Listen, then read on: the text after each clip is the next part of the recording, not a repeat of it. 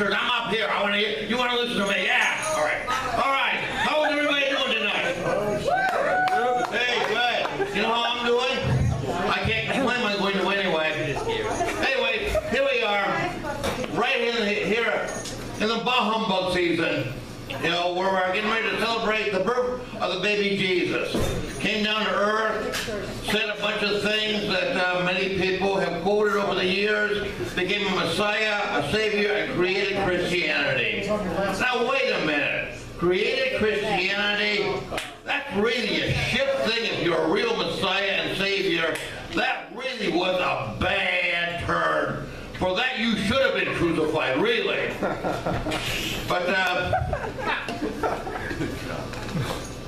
But you know, I wonder if he had trouble with his dad like I had with mine.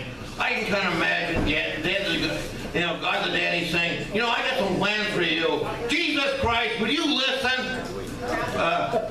You know, I'm going to send you down to earth, and you're going to be born of a virgin, and you're going to hang around for 30 years, then you're going to be a minister, do this ministry, and you're going to piss a lot of people off, and you're going to be tortured and whipped, and you're going to have painful death and crucifixion, but then I'll take care of you. And maybe Jesus said, hey, wait a minute, Dad, I don't think that's a very good idea. Don't sass me. Who the hell do you think you are, the son of God or something? Oh, okay. Anyways, you know, but we do have a wonderful gift, Christmas gift so far this year. All of us who love justice. Martin Shkreli was arrested for stock fraud, and I think you all agree it couldn't have happened to a nicer or more deserving asshole, right? Cheers. Yeah. You know, he's a real comedian, really. He gave $2,700 to the Bernie Sanders campaign to get a private meeting with Bernie Sanders to tell Bernie Sanders how to price drugs, how to really price drugs on the market. And Bernie Sanders turned over the contribution to an AIDS clinic in Washington, D.C., and Martin Shkreli accused him of bad faith. Now, isn't that funny? Oh, yeah, and I just love politics this year. I mean, it's really great. Think of Donald Trump. Every time he makes a really bigoted, crappy statement, his ratings rise. Well, it just proves that he's a really smart businessman because he really knows the capitalist marketing adage, crap sells. And of course, we've had Obama, you know, his last year of the presidency, you know, our first black president, elected for the first time in 2008, re-elected in 2012, and finally became presidential and took over the duties of office and was, you know, firm and decisive on the first Wednesday of 2014 after the Democratic rout of the election. But you know, but now it's easy for him to do. It's very easy because he can't run again. He's a lame duck. He's after this is over. You know, it's real easy to have courage when the bastards can't do anything to you again. When you're going to be out of there and you're going to be free of them. But one of the things he was trying for all those years while he was in office was bipartisanship and cooperation. And of course, the Republicans always answered as the party of no. And it made me feel like writing a letter, you know, to Obama and saying, "Dear Mr. Obama, with all due respect to the presidency, ever since you've been in office, you've been asking for bipartisanship and cooperation, and the Republicans have always answered as the party of no. Dear Mr. Obama, here's one part of fuck you, don't you understand?"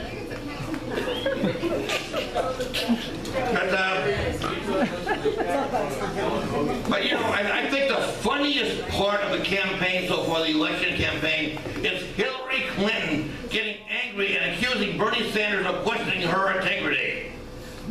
And you know, that's really funny. You know, Hillary Clinton, now that Jeb Bush is out of the race, really, for all effective purposes, Hillary's the best client and best politician that Wall Street can buy. You know, but you know, it's been a highlight so far as jokes have go, which is other than Trump and Carson as candidates, that's a pretty funny joke. I think we'd all agree, right? Maybe Cruz as a second banana, yeah. But trying to change the subject a little bit. You know, I had a really rough childhood. I was 5 years old before I found out that my name was George and not you asshole. And I remember being kind of afraid of my dad when he came home, because he'd always come home like late at night and grumpy. And I'd be lying on the floor reading a book. What are you doing? I'm reading a book. My two boys said, but Dad, it's 9:30 at night. But you know, I was born in a Catholic family. And you know, my parents were good Catholics. Yeah, they were rough and abusive, and they screamed at me, but they were good Catholics. You know, so typical. You know, I'm really have to admit, and we all know how we came to be on this planet. I'm just a birth product of two fuckers. That's all. But you know, now I'm an ex-Catholic atheist. And I'm a little angry about it, but I can also be very genuine and polite. Like just the other day, I was walking down the street and I saw a group of Catholic priests. And I said very heartily, "Good morning, fathers. How are you doing? Spent with time with the kids lately?"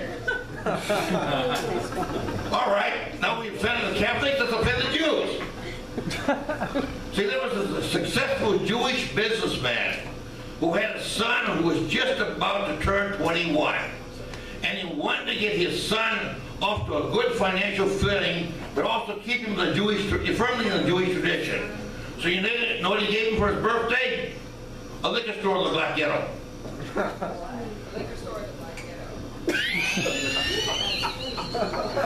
Oh, you liked that one, didn't you? Her delivery was pretty good, too. Well, you know, It was remotely funny. not many, but I will say this, not many people can make jokes offending Zen Buddhism. However, Go for it. you know, I'm really impressed with the enigmatic Zen koans, so I've created to myself to kind of share the thought of Zen with all of you tonight. The Zen master asked the student, "What is the sound of one hand clapping?" The student responded, "What is the sound of one man's clap?"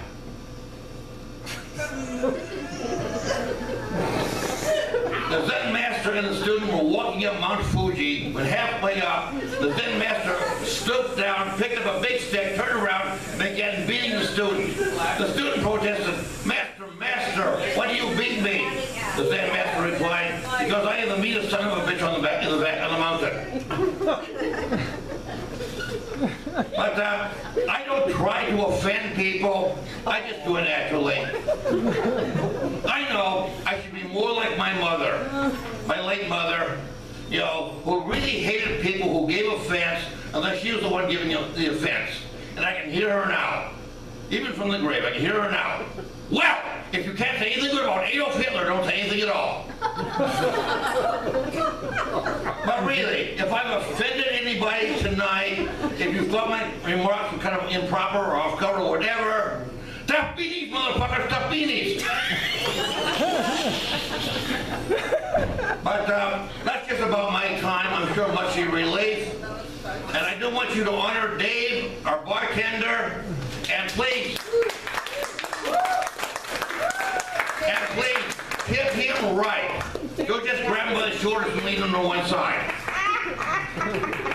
And Dave is an honest person, so I'm sure that if he feels your tip is expensive, he'll gladly give you change. And on that note, I'm out of here.